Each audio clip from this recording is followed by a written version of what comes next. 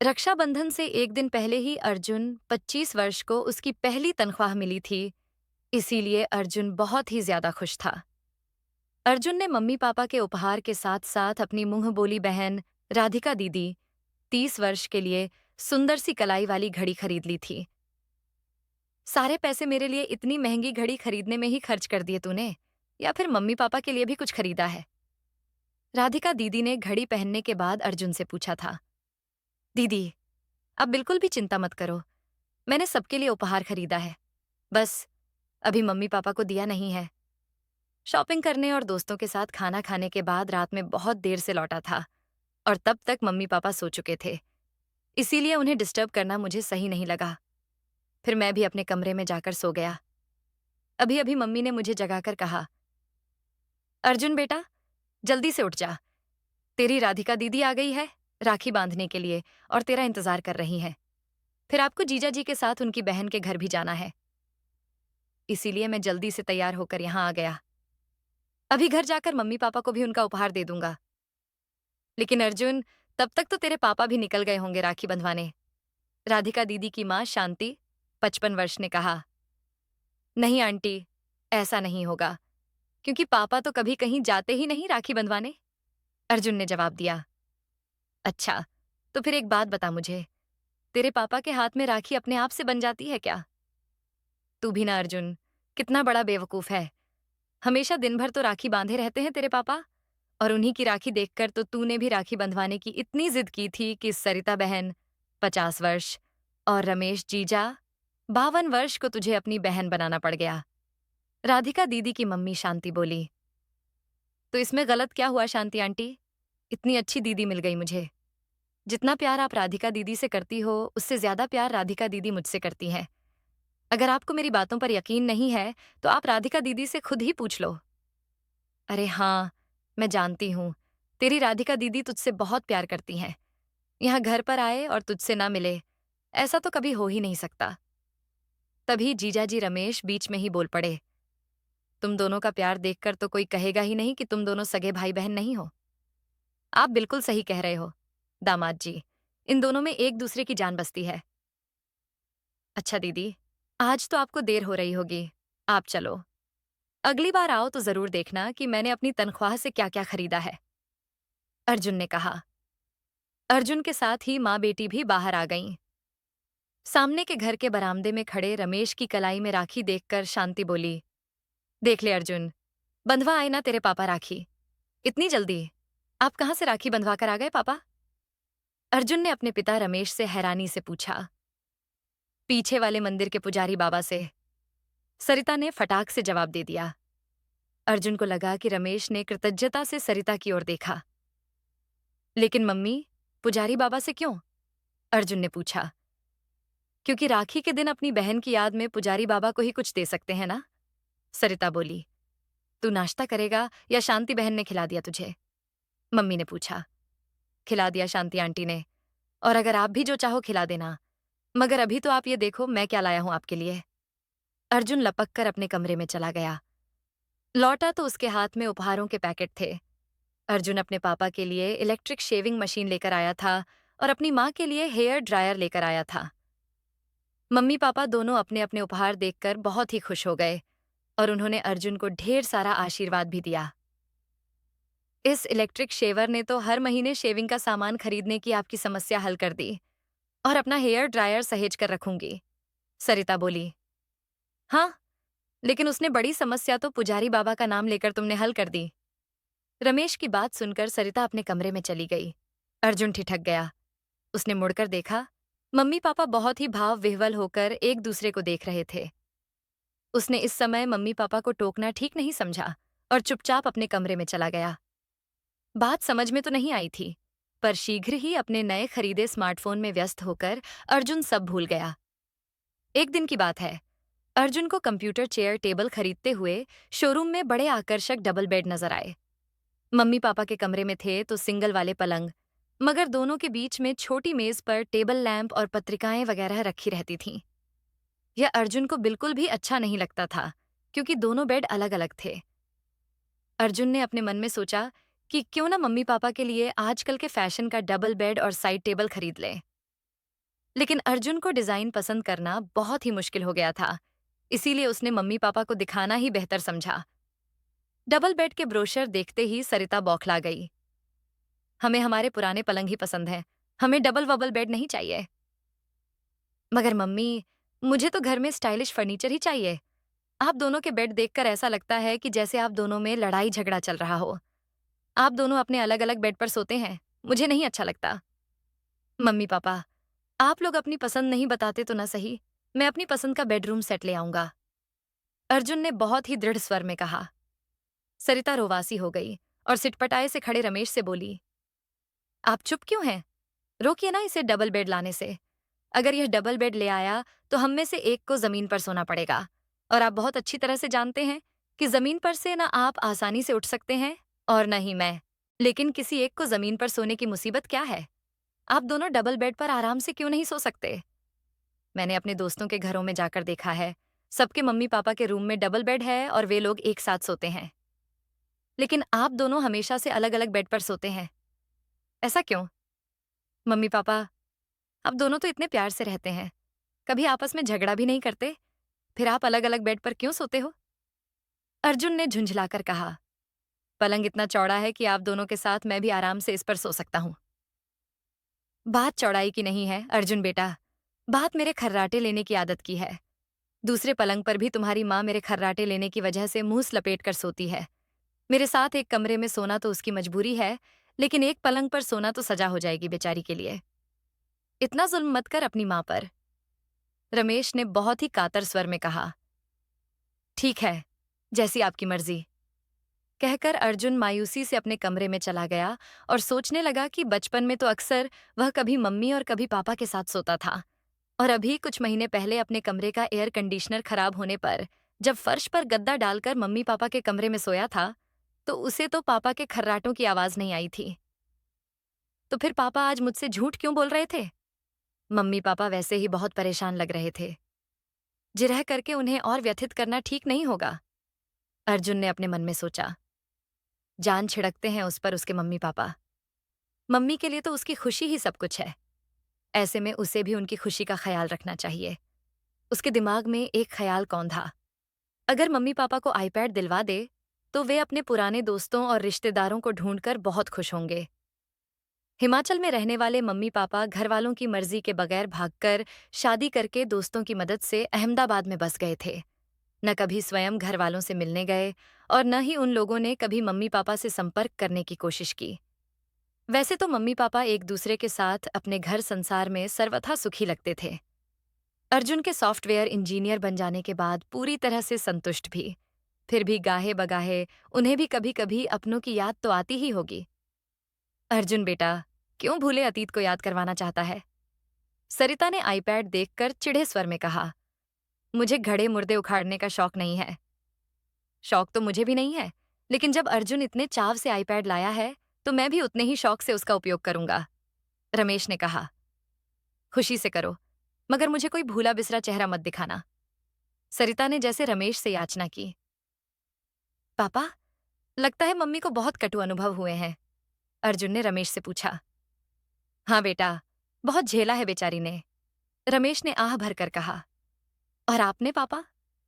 बेटा, मैंने जो भी किया स्वेच्छा से किया।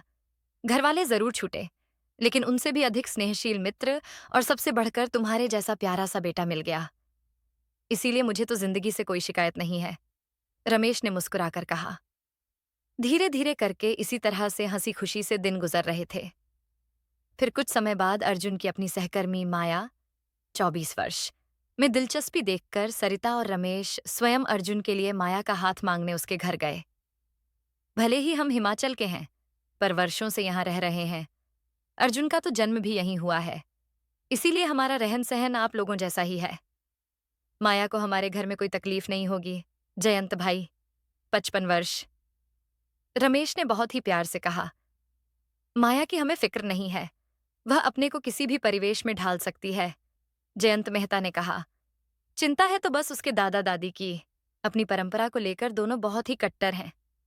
हाँ, अगर शादी उनके बताए रीति रिवाज के अनुसार होती है तो वे इस रिश्ते के लिए मना नहीं करेंगे। वैसे तो हम कोई रीति रिवाज नहीं करने वाले थे, पर माया की दादी की खुशी के लिए जैसा आप कहेंगे, हम कर लेंगे। सरिता ने बहुत ही सहजता से कहा। आप बस जल्दी से शादी की तारीख तय करके हमें बता दीजिए कि हमें क्या करना है। सब सुनने के बाद अर्जुन ने कहा, ये आपने क्या कह दिया मम्मी? अब तो उनके रिवाज के अनुसार माया की माँ, दादी, नानी सबको मेरी नाक पकड़कर मेरा दम घोटने का लाइसेंस मिल गया। अर्जुन की बात सुनकर सरिता हंसने लगी। माया के परिवार से संबंध जोड़ने के बाद उनके तौर तरीकों और बुजुर्गों का सम्मान करना तुम्हारा ही नहीं, हमारा भी कर्तव्य है, अर्जुन बेटा। सरिता बड़े उत्साह से शादी की तैयारियां करने लगी। रमेश भी उतने ही हर्षोल्लास से उसका साथ दे रहा था। शादी से कुछ रोज पहले मेहता दंपति उनके घर आए। भाई साहब, शादी से पहले हमारे यहाँ हवन करने का रिवाज है, जिसमें आपका आना अनिवार्य है, जयंत भाई ने कहा। आपको रविवार को जब भी आने में सुविधा हो, बता दें। हम उसी समय हवन का आयोजन कर लेंगे। वैसे हवन में अधिक समय नहीं लगेगा। जितना लगेगा लगने दीजिए, और जो समय माया की दादी को हवन के लिए उपयुक्त लगता है, उसी समय करिए। सरिता रमेश के बोलने से पहले ही बोल पड़ी। मेरा मतलब है, माँ तो हमेशा हवन ब्रह्म बेला में, यानी ब्रेकफास्ट से पहले ही करवाती हैं। जयंत भाई ने जल्दी से अपनी पत्नी भावना 53 वर्ष की बात काटी और कहा, ऐसा जरूरी नहीं है। भावना गोधूली बेला में भी हवन करते हैं। सवाल करने का नहीं है, बल्कि चाहने का है। इसीलिए वे जिस समय चाहेंगी और जैसा करने को कहेंगी, हम लोग सहर्ष वैसा ही करेंगे, सरिता ने आश्वासन दिया। बस, हम दोनों के साथ बैठकर आपको भी हवन करना होगा। बच्चों के मंगल भविष्य के लिए दोनों के माता पिता गठजोड़े में बैठकर यह हवन करते हैं, भावना ने कहा। गठजोड़े में बैठकर हवन करने की बात सुनकर सरिता के चेहरे का रंग उड़ गया और वह चाय लाने के बहाने रसोई में चली गई। जब वह चाय लेकर आई तो सहज हो चुकी थी। उसने भावना से पूछा, और कितनी रस्मों में वर के माता पिता को शामिल होना होगा?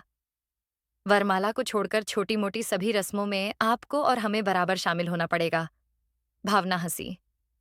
अच्छा है ना, कुछ देर को ही सही, भाग दौड़ से तो छुट्टी मिलेगी। दोनों पति पत्नी का एक साथ बैठना जरूरी होगा, सरिता ने उनसे पूछा। रस्मों के लिए तो होता ही है, भावना ने जवाब दिया। वैसा तो हिमाचल में भी होता है, रमेश ने जोड़ा। अगर वर वधू के माता पिता में से एक न हो तो विवाह की रस्में किसी अन्य जोड़े, चाचा चाची वगैरह से करवाई जाती हैं। बहन बहनोई से भी करवा सकते हैं, सरिता ने पूछा। हाँ, किसी से भी करें जिसे वर वधू परिवार आदरणीय समझता हो, भावना बोली। अर्जुन को लगा कि सरिता ने जैसे राहत की सांस ली है। मेहता दंपति के जाने के बाद सरिता ने रमेश को बेडरूम में बुलाया और दरवाजा बंद कर लिया। अर्जुन को बहुत ही अटपटा तो लगा, पर उसने दरवाजा खटखटाना ठीक नहीं समझा। कुछ देर बाद दोनों बाहर आ गए और सरिता फोन पर राधिका का नंबर मिलाने लगी। हेलो राधिका, कैसी हो? मैं ठीक हूं आंटी जी, आप कैसी हो? मैं भी ठीक हूं राधिका बेटा। अच्छा राधिका, अभी तुम और प्रमोद जी 32 वर्ष घर पर हो। हम तुमसे मिलना चाह रहे हैं। तुम्हारे भाई की शादी तय हो गई है। तुमसे मिले बगैर कैसे काम चलेगा? यह तो बड़ी अच्छी बात है आंटी जी। राधिका बेटा, कितनी भी देर हो जाए, आना जरूर। तुमसे बहुत जरूरी बात करनी है। फोन रखकर सरिता रमेश की ओर मुड़ी। राधिका और प्रमोद दोस्तों के साथ बाहर खाना खाने जा रहे हैं, लौटते हुए आएंगे। ऐसी क्या जरूरी बात करनी है दीदी से, जिसके लिए उन्हें आज ही आना पड़ेगा? अर्जुन ने पूछा। सरिता और रमेश ने एक दूसरे की ओर देखा। हम चाहते हैं कि तुम्हारे विवाह की सभी रस्में तुम्हारी राधिका दीदी और प्रमोद जीजा जी निभाएं, ताकि मैं और सरिता मेहमानों की यथोचित आवभगत कर सकें, रमेश ने कहा। मेहमानों की देखभाल करने को मेरे बहुत दोस्त हैं, और दीदी जीजा भी। आप दोनों की जो भूमिका है, यानी माता पिता वाली, आप लोग बस वही निभाएंगे, अर्जुन ने बहुत ही दृढ़ स्वर में कहा। उसमें कई बार जमीन पर बैठना पड़ता है, जो हमसे नहीं होता, सरिता ने कहा। जमीन पर बैठना जरूरी नहीं है। चौकी रखवा देंगे, कुशन वाली। ये करवा देंगे, वह करवा देंगे। इससे तो यही बेहतर है कि राधिका और प्रमोद से रस्में करवा लें, सरिता ने अर्जुन की बात काटी। तेरी चाहत देखकर हम बगैर तेरे कुछ कहे माया से तेरी शादी करवा रहे हैं ना। अब तू चुपचाप जैसे हम चाहते हैं वैसे शादी करवा ले। कमाल करती हो मम्मी, आप भी अपने माँ बाप के रहते मुंह बोली बहन बहनोई से माता पिता वाली रस्में कैसे करवा लूं? अर्जुन ने झल्लाकर कहा। अरे बेटा, ये रस्में बस माया की दादी को खुश करने को हैं। हम कहाँ मानते हैं ये सब? रमेश ने कहा। अच्छा, पुजारी बाबा से राखी किसे खुश करने को बंधवाते हैं? अर्जुन ने व्यंग्य से पूछा और आगे कहा, मैं अब बच्चा नहीं रहा पापा। अच्छी तरह समझ रहा हूं कि आप दोनों मुझसे कुछ छिपा रहे हैं। आपको बताने को मजबूर नहीं करूंगा, लेकिन एक बात समझ लीजिए, अपनों का हक मैं मुंह बोली बहन को कभी नहीं दूंगा। अब बात जब अपनों और मुंह बोले रिश्ते पर आ गई है सरिता, तो हमें अर्जुन को उसकी असलियत भी बता देनी चाहिए। रमेश अर्जुन की ओर मुड़ा। मैं भी तुम्हारा अपना पापा नहीं हूं अर्जुन। मुंह बोला पापा, बल्कि पापा नहीं, मामा हूं। सरिता मेरी मुंह बोली बहन है, और मैं किसी पुजारी बाबा से नहीं, सरिता से राखी बंधवाता हूं। अब तुम हमारी पूरी कहानी सुनना चाहोगे? स्तब्ध खड़े अर्जुन ने सहमति से सिर हिलाया। मैं और सरिता पड़ोसी थे। हम कोई सगे भाई बहन नहीं थे। इसीलिए मैं और मेरा छोटा भाई सरिता से राखी बंधवाते थे। अलग घरों में रहते हुए भी हम सब एक ही परिवार के सदस्य जैसे थे। जब मैं चंडीगढ़ से इंजीनियरिंग कर रहा था, तो मेरे कहने पर और मेरे भरोसे सरिता के घरवालों ने इसे भी चंडीगढ़ पढ़ने के लिए भेज दिया। वहां वह रहती तो गर्ल्स हॉस्टल में थी, लेकिन लोकल गार्जियन होने के नाते मैं इसे छुट्टी वाले दिन बाहर ले जाता था। मेरा रूममेट रोहन सिंह, 30 वर्ष, उस समय राजस्थान के किसी रजवाड़े परिवार से था। बहुत ही शालीन और सौम्य। इसीलिए मैंने सरिता से उसका परिचय करवा दिया।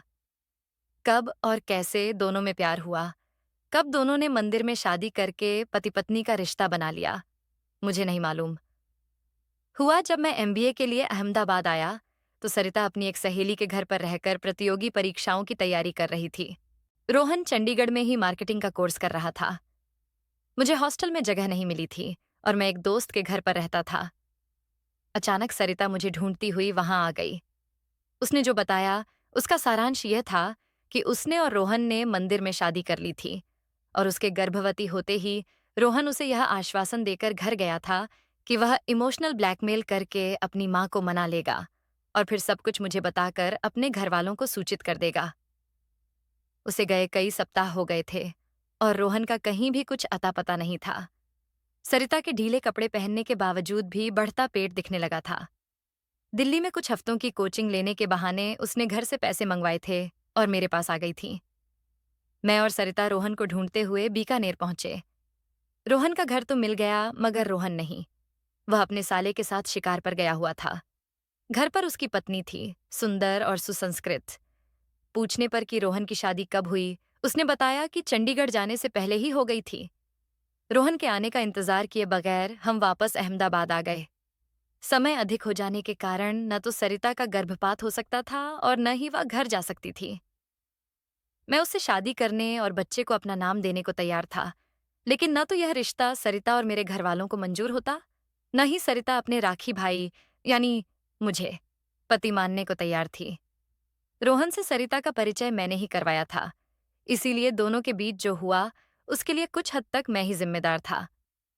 इसीलिए मैंने निर्णय लिया कि मैं सरिता से शादी करूंगा, उसके बच्चे को अपना नाम भी दूंगा, लेकिन भाई बहन के रिश्ते की गरिमा निभाते हुए दुनिया के लिए हम पति पत्नी होंगे, मगर हम एक दूसरे के लिए भाई बहन।